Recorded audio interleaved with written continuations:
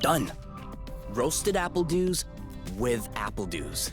I can't tell if you're actually excited about this, or if you just enjoy seeing me suffer.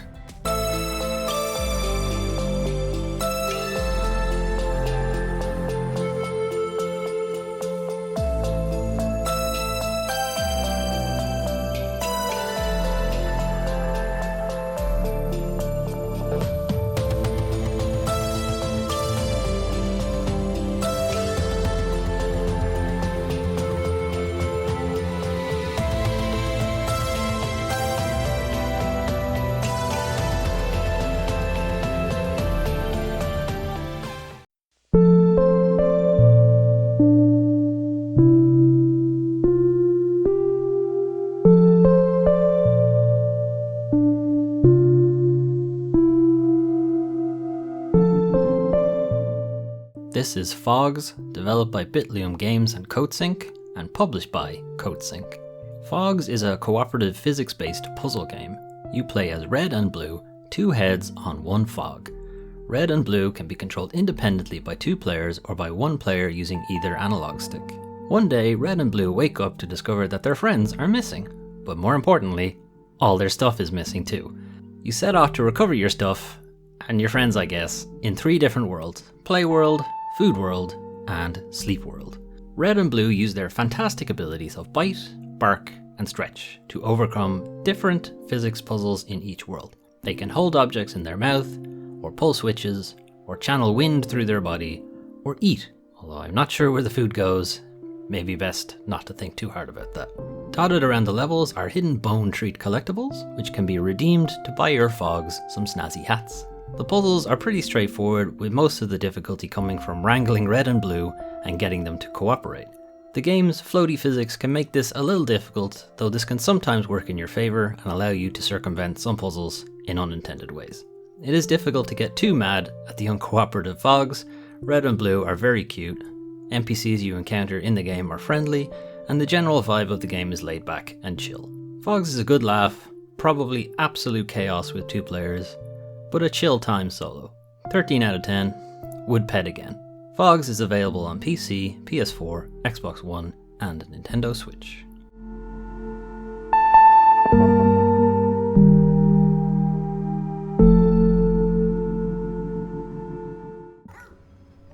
Wake up, Teddy. Wake up, Teddy. I got sick on the carpet. You gotta clean it up. It's 4 a.m.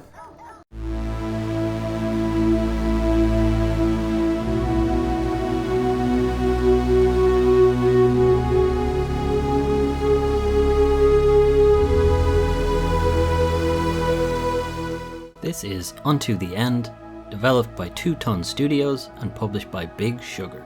Unto the End is a side-scrolling action-adventure game. In Unto the End, you play an unnamed Viking man who sets out on a quest to return to his family, I think. The game has no dialogue, and the player is left to intuit your tiny Viking guy's intent.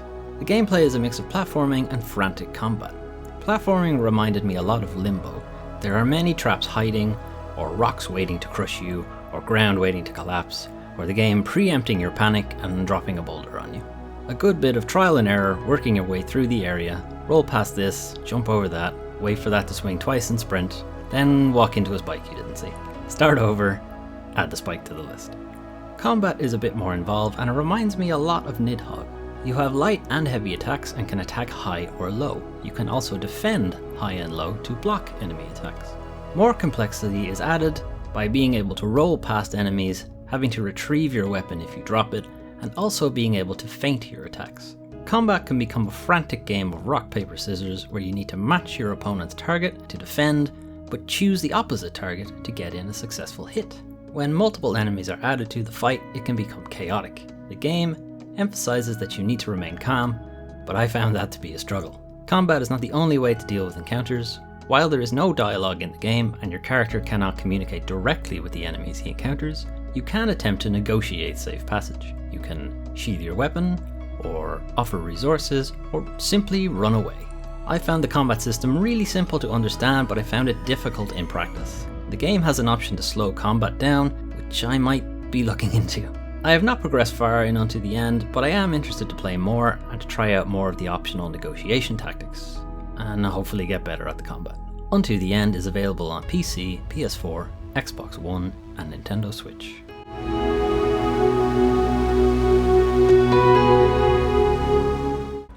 Boing. Pick up the stuff. Ah! Fuck you, game.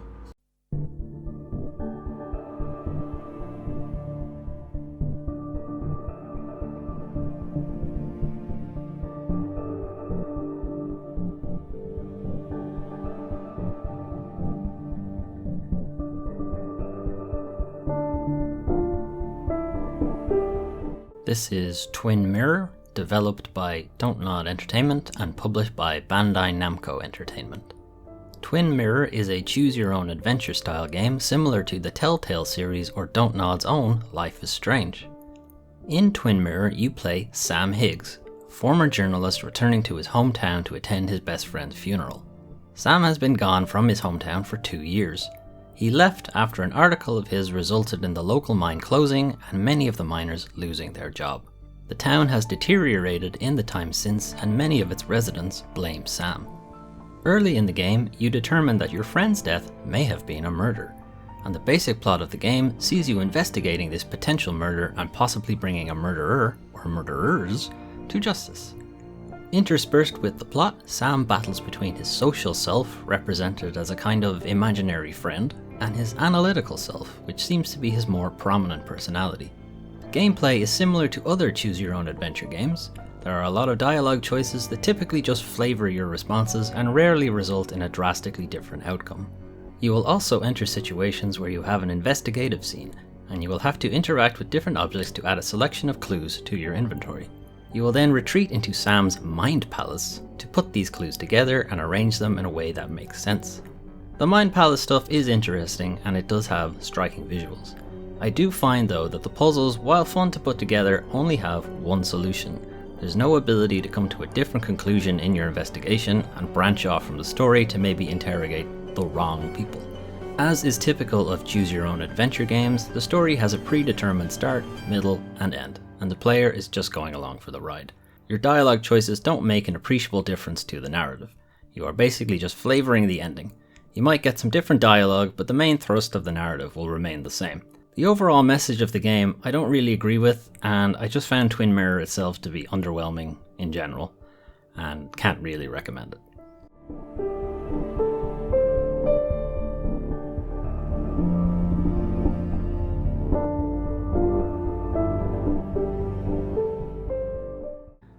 Take a handful of these pills, bit of Viagra, it's going to help me out. It's the generic brand, so it doesn't last the 4 hours, unfortunately.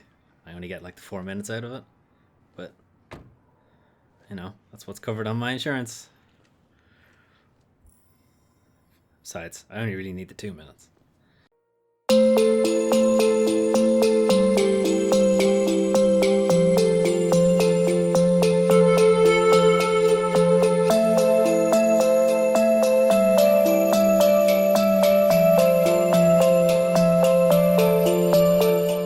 This is Haven, developed and published by the Game Bakers. Haven is a third-person adventure visual novel game. You play as U and K, two lovers who have eloped from an oppressive empire known as the Apiary, and have landed on an uninhabited planet outside the Apiary's reach. A few days after arriving on Source, they experience an earthquake which heavily damages their ship. The two must then explore the world to try and repair their vessel. Over the course of the adventure, U and K learn more about their new home and discover that they may not be as safe from the apiary as they hoped. The gameplay is a mix of exploration, crafting, and combat. You can play in co-op, with each player taking control of one character, or play solo and control both characters. You explore various floating islets of Source on your anti-gravity boots, hovering off the ground, collecting flow energy and food, or using flow threads to reach other locations, or purifying the islets of rust. Blue is good, red is bad. Flying about is enjoyable, being able to maneuver and drift in tight corners. It is also a nice touch to have U and K hold hands while flying, though that might be difficult to pull off with 2 players. Combat is pseudo real-time, with both you and Kay needing to charge their abilities for a short time before being able to attack. They can attack physically or with a laser blaster, and also shield each other. Should Kay and you both use impact or blast, they can perform a duo attack for more damage. Enemies encountered are typically weak to either impact or blast. Some enemies can change weakness type during the battle, and some other enemies only become weakened in specific circumstances, such as immediately after an attack, which makes timing between you and Kay very important. You can further supplement exploration and combat through crafting consumable attacks, healing items, and speed boosts. Characters can also cook meals that can both heal and strengthen their relationship, unlocking more abilities or improving HP. The game does showcase many interactions between Kay and you. Sharing a meal usually leads to small character moments between them. You have a lot of back and forth dialogue where the player can make some choices in response. Many of these character moments are directly tied to exploration.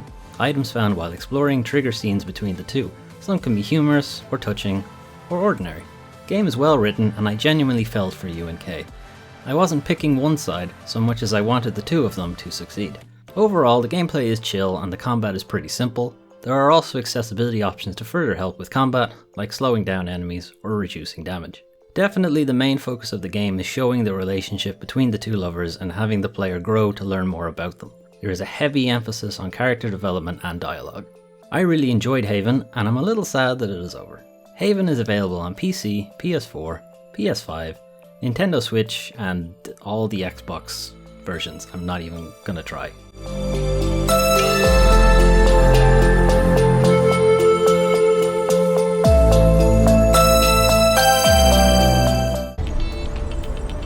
Hey, isn't that Oink?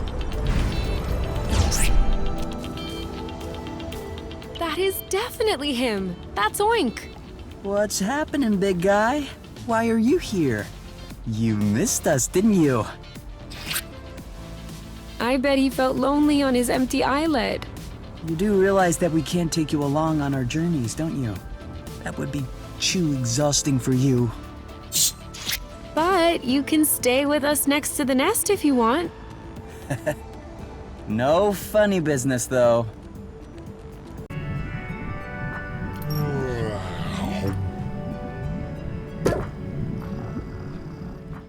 Those were some of the games I played for December 2020. Haven was probably my standout. It's just really well written.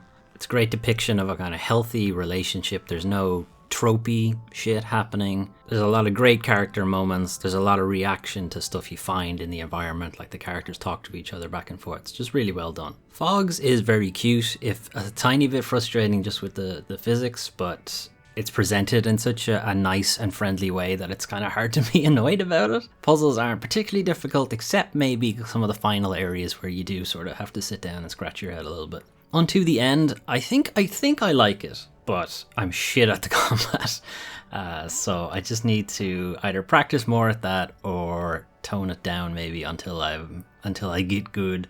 Twin Mirror is just underwhelming. It's a choose your own adventure title that isn't doing anything particularly new with the genre, which means it kind of has to rely on its story to be compelling and engaging, and it's not. That was for December, so looking forward to January. The games for January will be we'll be looking at Cyber Shadow, which I believe there's a video already on the channel in which I fail spectacularly to play that game, but it is a kind of side-scrolling, old-school ninja pixel platformer kind of thing, similar to like the really old Shinobis or the old Ninja Gaiden games. Elsewhere we'll be looking at Olija, which is also a side-scrolling pixel art adventure game where you have this sort of spear that you can teleport around areas with, spear through enemies, and do some interesting traversal and stuff like that. Hopefully I will not be as bad at that game. Gods Will Fall, I don't know too much about. I think it's a kind of procedural, like isometric hack and slash thing. It's kind of like Diablo, but it does have a sort of rotating roster of characters and that are somewhat roguelike, I think. To be fair, don't know a whole lot about it, so I guess we'll find out.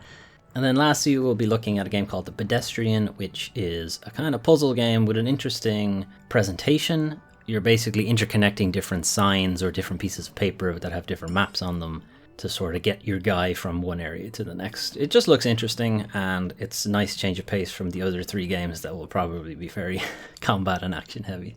Elsewhere on the channel, I've started doing a weekly news thing again. Anyone who's been on the channel before will know that I tried it a little bit way back. I'm trying it again, see how it goes. Looking at the date on this video, you might be wondering, December? It's fucking March, you know? Yeah, I'm way behind on these videos, and I'm trying to catch up, but there are a lot of games, and a lot of the games I have on my list are pretty big, so they take a while to get through, and also I'm lazy. So we've got those two things warring against me. Doing my best to catch up. I will try. Probably won't be caught up for March, but I'm hoping I'll be caught up for April, maybe. I don't know, I hope so. If you were interested in any of those games, there are a bunch of one-shots for most of them. There isn't one for Haven, because the commentary track was corrupted, so I lost all of it, and I just didn't want to do it again. So there's one for the other three, just not for Haven.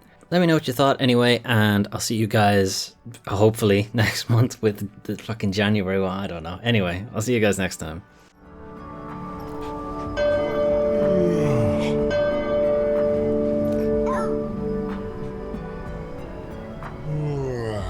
Oh.